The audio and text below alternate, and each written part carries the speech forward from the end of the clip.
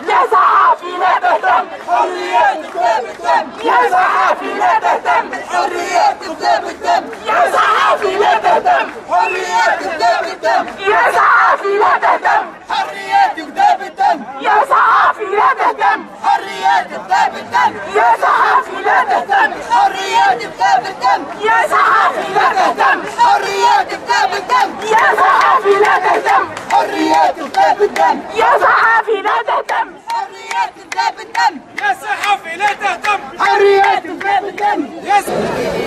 يعني اضراب تقييم الاضراب اليوم من اضراب ناجح بشكل كبير جدا. هناك مشاركه واسعه مكثفه لكل الصحفيين، وايضا مشاركه من المجتمع المدني من كل القوى المدنيه والسياسيه لوعيهم، وايضا من المواطنين لوعيهم ان حريه الصحافه ما هي شأن يعني الصحفيين، وانما حريه كل التونسيين، لانه بلاش حريه صحافه لا يمكن ان نقاوم القمع ونقاوم الارهاب ونقاوم الفساد.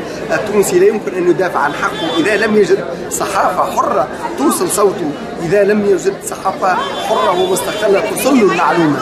والاضراب كان يعني ممتاز جدا خارق للعاده.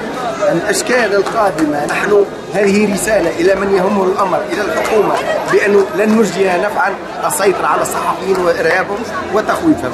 ما عدا ذلك في المستقبل ستجتمع الهيئات النقابيه وستقرر اشكال اخرى اذا توصلت.